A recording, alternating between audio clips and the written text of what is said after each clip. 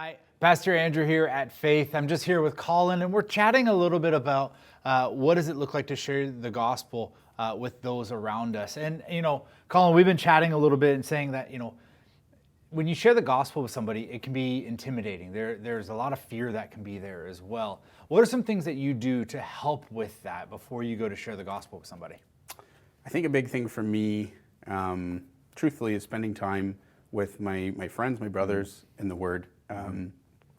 Being able to study it with people that I know that are theologically sound, people that I know are conscious of what is in today's popular issues, people that I know can be reliable and accountable for getting at me if I'm off base, or just reassuring me when I know that I am in the right.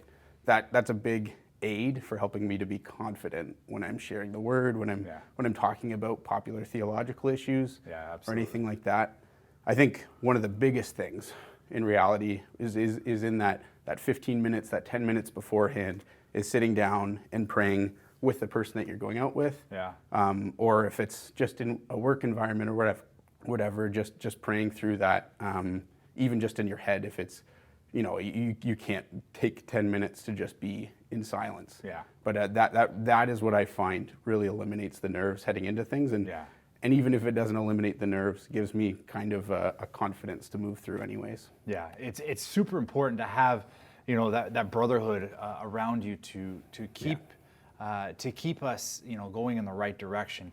And then knowing that, but also right before you go to share the gospel with somebody is going to God the Father and just being like, okay, I need your help. I can't do this without you. And I think that's one of the things as Christians, we try to do it in our own strength. And we need to rely on God to be like, you know what, just go before us and do what you need to do. And I think that when that happens, it does take some of the nerves, not all of them, but some of the nerves away. Absolutely. So based on all of that, there was a time where you had shared the gospel with somebody. Why don't you tell us a little about that? Sure. So it was someone that I worked with. It was one of the ladies that had just started there, and we actually had an hour drive to one of the job sites. And I went into it like full-minded that it was going to be an evangelical conversation, and literally the first hour was just nothing. We just listened to music, and like I barely said a word. But then I realized like I didn't do any of the things that I just listed. I hadn't prayed. I hadn't thought about these things. I was just focused on having that evangelism opportunity. So on the drive back, I started just asking some probing questions. I started asking about like if she's ever been to church, if she's had any background in religion, what she believes on certain subjects, some of the bigger questions like where do we come from? What's our purpose here on earth? And where do we go after we are finished on earth? And it ended up turning into an opportunity to share like the entire gospel. That's fantastic. From creation to Christ, or creation to the fall of man to Christ, and then having an opportunity to kind of talk about what that means to her. That's great. And what was kind of her response to that conversation?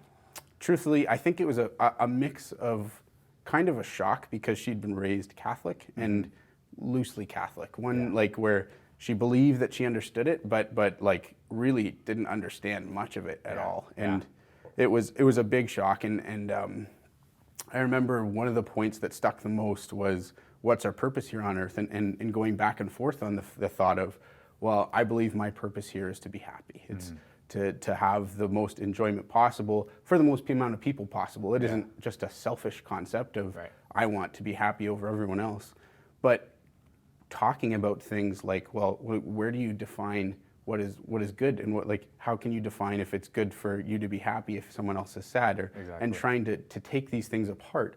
I could reflect back on conversations I've had with my friends, with you, with lots of the pastors here, and kind of go, okay, well, here's a flaw in that theory. This is why that doesn't really work. Here's something that doesn't make sense about that. How would you reconcile this with the rest of your thoughts here?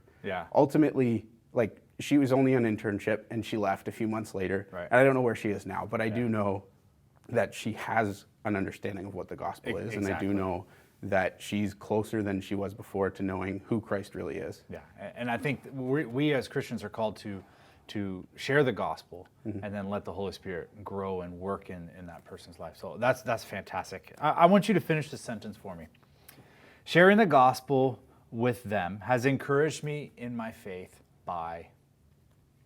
I think it's just given me a stronger concept of faith in recognizing that we aren't the ones that take those seeds to fruition, that we aren't the ones that have to be responsible for their salvation.